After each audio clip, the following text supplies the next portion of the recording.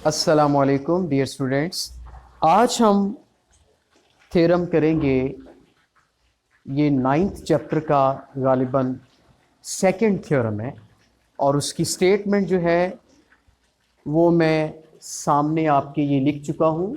A straight line drawn from the centre of the circle to bisect a chord which is not diameter is perpendicular to the chord।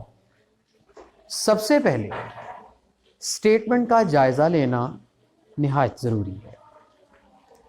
Statement के अंदर जो terms use हुई हैं, एक term है straight line, उसके बाद bisect a chord, perpendicular to the chord. ये कुछ स्टेप्स हैं जो आपने समझने हैं। Straight line drawn from the centre, इस सेंटेंस पे गौर कीजिए।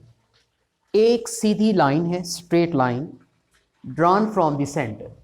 अब ये जाहिर है ये एक सर्कल है, सर्कल का ये सेंटर है, सेंटर से ये आप देख रहे हैं कि स्ट्रेट लाइन जो है वो ड्रॉ की गई है, ठीक है, जिसका नाम हमने रखा है OM। किस लिए ड्रॉ की गई है? आगे 2 लगा है, 2 उस स्ट्रेट लाइन का मज़ीद इंट्रोडक्शन देता है कि इसलिए वो लाइन ड्रॉ की गई है ताकि वो बाइसेक्ट करे कॉर्ड को। अब यहाँ पर आप देख रहे हैं कि A से B तक की जो लाइन सेगमेंट है ये एक कॉर्ड है और ये जो OM स्ट्रेट लाइन है इस कॉर्ड को बाइसेक्ट कर रहा है। ये स्टेटमेंट के अंदर हमें इंफॉर्मेशन हमें दी गई है, हमें इन्फॉर्म किया गया है, ये गिवन है कि OM इसलिए ड्रॉ किया गया ताकि वो इस AB को बाइसेक्ट करे। अब इसके अंदर कुछ बातें हैं, क्योंकि बाइसेक्शन के अंदर 2 बातें जो हैं वो छुपी हुई हैं। मतलब कि जो OM है अगर AB को बाइसेक्ट कर रहा है तो लाजमी तौर पर AM किसके कॉन्जुरेंट होगा? BM के कॉन्जुरेंट होगा। लेकिन ये मालूम नहीं है कि यहाँ पर एंगल 1 और एंगल 2 कितना है, ये हमने फाइंड करना है कि बाइसेक्शन के दौरान यहाँ पर प्रोड्यूस होने वाले एंगल कितने हैं, ये हमने बताना है। कहता है वो साबित करना है कि वो परपेंडिकुलर टू द कॉर्ड है। क्या है? Perpendicular to the chord. मतलब कि एंगल 1 भी 90 का होना चाहिए, एंगल 2 भी 90 का होना चाहिए, ये हमने साबित करना है। डियर स्टूडेंट्स, यहाँ ब्रैकेट में कॉर्ड के साथ एक सेंटेंस लिखा हुआ है which is not diameter.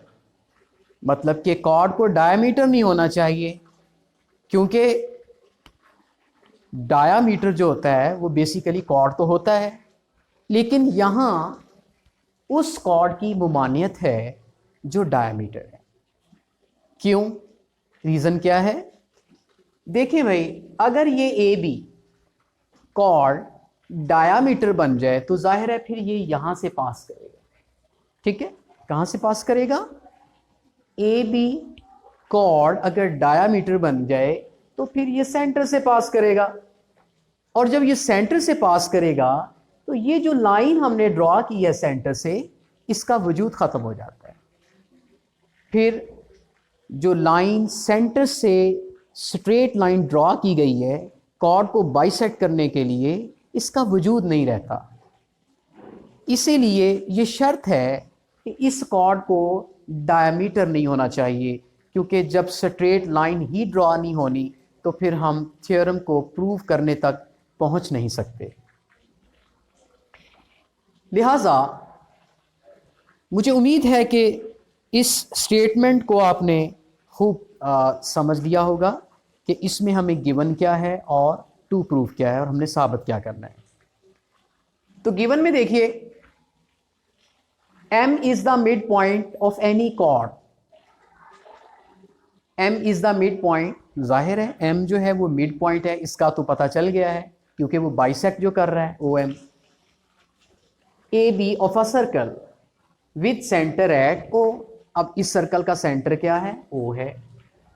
Where chord A B is not the diameter of the circle, यानी जो शर्त उसने हमें आयत की थी स्टेटमेंट के अंदर कि उस कॉर्ड को डायमीटर नहीं होना चाहिए, उसी बात को हमने यहाँ पर लिखा है तहरीरी तौर पे कि यहाँ जो कॉर्ड हमने लिया है, हमने भी वो कॉर्ड लिया है जो डायमीटर नहीं है।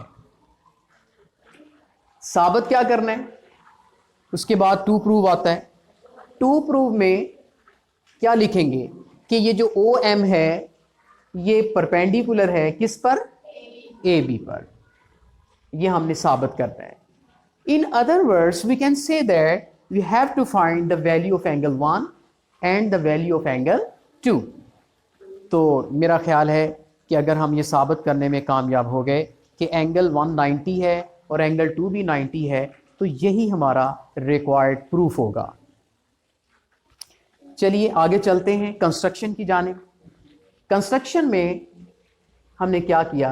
ए को ज्वाइन किया है बी के साथ, ए और बी पॉइंट्स दोनों को, ए को भी ओ के साथ ज्वाइन किया, बी को भी ओ के साथ ज्वाइन किया, क्योंकि इनकी ज्वाइनिंग से हमारे पास दो राइट एंगल्स ट्राइंगल्स आ जाती हैं, और दो राइट एंगल ट्राइंगल्स के आने से खासा जो हमें इसको साबित करने में काफ़ी मदद मिलेगी। तो चलिए हम स्टेप बाय स्टेप चलते हैं इसको साबित करने की तरफ। हमने यहाँ पर ट्राइंगल ली है ओ ए एम, आप ये देख रहे हैं ओ ए एम, एक ये राइट एंगल ट्राइंगल है, एक ट्राइंगल है O B M, this is the second right angle triangle. Now we have to check whether these two right angle triangles are congruent or not.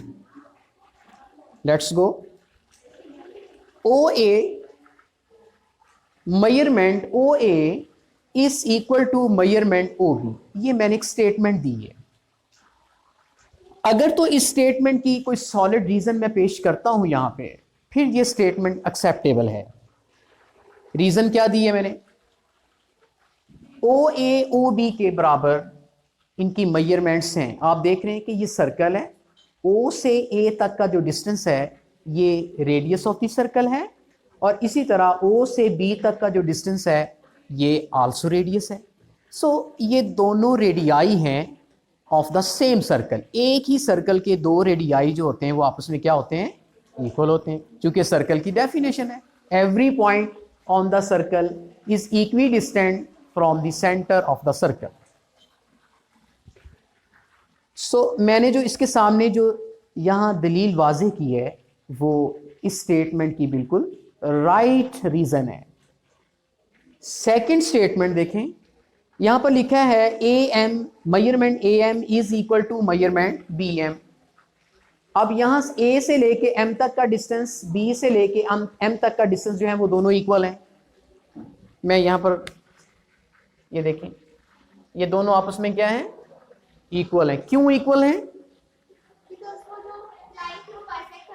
Yes, क्योंकि O M जो है वो इस A B को क्या कर रहा है? बाइसेक्ट कर रहा है। ये तो गिवन है, ये तो हमें दिया गया है ना, तो दी गई कंडीशन को हम यूटिलाइज करेंगे, उसको इस्तेमाल करेंगे। तो ये बात गिवन में दर्ज है, इसलिए मैं साथ ही मैंने उसके पैरेलल उसकी रीज़न लिखी है कि ये बात गिवन में दर्ज है। तीसरे स्टेप की तरफ आ रहा हूं। यहां मैंने लिखा है O M measurement O M is equal to measurement O M. आप यहां पर देख रहे हैं कि ये जो ओ एम साइड है ये इस ट्राइंगल की भी है, इस ट्राइंगल की भी है, दोनों ट्राइंगल की एज अ कॉमन साइड है। तो जाहिर है कॉमन साइड दोनों की एक ही है, तो ये आपस में क्या होगा? इक्वल लेंथ का होगा। O M measurement is equal to measurement O M. तो आप यहाँ पर देखते क्या हैं कि ये एक साइड है, ये भी एक साइड है, ये भी एक साइड है। चूंकि अभी हमें ये इल्म नहीं है कि ये ट्राइंगल्स कौन सी हैं, इनका राइट ट्राइंगल होना ये तो एट द एंड साबित होगा। अभी हम इस नतीजे पे नहीं पहुंचे कि ये दोनों राइट एंगल ट्राइंगल हैं, अभी हम इनको जस्ट ट्राइंगल्स कह रहे हैं, राइट नहीं कह सकते। ये तो साबित करना है हमने। इसलिए राइट ट्राइंगल का यहाँ पे पॉस्टुलेट नहीं लगेगा। एक राइट एंगल ट्राइंगल का पॉस्टुलेट होता है एच एस पॉस्टुलेट, लेकिन एच एस पॉस्टुलेट यहाँ पे अप्लाई नहीं होता। क्यों? क्योंकि हमें नहीं पता कि हाइपोटेन्यूज कौन है, क्योंकि हमें एंगल का तयन ही नहीं है कि 90 का एंगल है भी कि नहीं। इसलिए अभी हम इसको एज अ ट्रायंगल ही ट्रीट करेंगे। लिहाजा एस साइड और एस साइड, तीनों साइड्स इस ट्रायंगल की, और all three sides the second triangle are congruent. All the three sides of this triangles are equal to the corresponding three sides of that triangle are congruent. Then we can say that both the triangles are congruent. क्यों? चूंकि इस पे ये property, ये postulate use हुआ है, side side side congruent side of the other triangle. Hence implies that angle one, so हम क्या कहेंगे, हेंस दोनों ट्राइंगल्स जो हैं ओ एम और ओ बी एम क्या हैं, कॉन्जुरेंट हैं। अभी भी ये मालूम नहीं हुआ कि वो दोनों राइट हैं कि नहीं, अभी इतना मालूम हुआ है कि दोनों ट्राइंगल्स आपस में क्या हैं, कॉन्जुरेंट हैं। अभी ये मालूम नहीं हुआ कि ये दोनों राइट एंगल ट्राइंगल हैं। चलिए इसको साबित करने के लिए आगे चंद स्टेप्स अभी बाकी हैं। एंगल वन एंगल टू के बराबर है, इतना मालूम पड़ा है। अभी मेरा आपसे सवाल है कि ये एंगल टू के इक्वल क्यों है? यस, क्योंकि दोनों ट्राइंगल्स जब कॉन्जुरेंट साबित हो चुकी तो उनके ये कॉरेस्पॉन्डिंग एंगल्स तो अल्टीमेटली कॉन्जुरेंट हो जाएंगे, उनकी मेजरमेंट्स इक्वल हो जाएंगी। सो इसीलिए मैंने एंगल वन को एंगल टू इनकी मेजरमेंट्स को इक्वल लिया है। दैट इज, अच्छा अब मुझे एक और बात बताना होगी आपको। ये एंगल वन और ये एंगल टू है, ये बताएं कि अगर मैं इन दोनों को कंबाइन यानी मतलब इनका सम ले लेता हूं तो ये सप्लीमेंट्री एंगल्स बनेंगे, क्योंकि ये स्ट्रेट एंगल है। ये कौन सा एंगल है? Straight angle. और इस स्ट्रेट एंगल की ये सब डिवीजन हो चुकी है, एक एंगल वन बन चुका है, एक एंगल टू बन चुका है, तो ये दोनों सप्लीमेंट्री हैं क्योंकि इनका सम जो है वो 180 के बराबर होगा। ये तो हम शक्ल से एनालिसिस कर रहे हैं। सो मैंने लिखा है यानी कि एंगल वन और एंगल टू इनका जो सम है वो किसके बराबर है? 180 के। ये जो बीच में मैंने एंगल लिखा है measurement angle A M B, तो ये कौन सा एंगल बनता है? ए एम बी, मतलब ये स्ट्रेट एंगल बनता है आपका। ठीक है, स्ट्रेट एंगल को मैं क्या बोल रहा हूं? A M B. ये बीच में जो एंगल बन रहा है ए एम बी, और ये स्ट्रेट एंगल किसके बराबर होता है? 180 के एंगल के बराबर। अब यहां पर ये जो रिजल्ट वन है ये आप देख रहे हैं सामने, इसको मैं यूज करने वाला हूं। अब चूंकि एंगल वन एंगल टू के इक्वल साबित हो चुका है और यह भी साबित हो चुका है कि एंगल वन और एंगल टू का जो सम है वो किसके इक्वल है? 180 के। तवज्जो करें, यहां पर देखिए एक इंपॉर्टेंट रिजल्ट आया है हमारे पास कि दो एंगल इक्वल हैं, उनका सम 180 है। मिसाल के तौर पे मैं इस बात को जरा थोड़ा सा रफली आपको समझाना चाहूंगा कि दो एंगल हैं, उनका सम 180 है, लेकिन शर्त यह है कि वो दोनों इक्वल हैं। तो जरा गैस करें क्या होंगे वो? 60-60 नहीं हो सकते, नहीं हो सकते। 80-80, 180 नहीं हो सकते। इसका मतलब 90 और 90 ही 180 के इक्वल हो सकते हैं, मतलब वो आपस में इक्वल भी हैं और उनका सम 180 भी आ रहा है।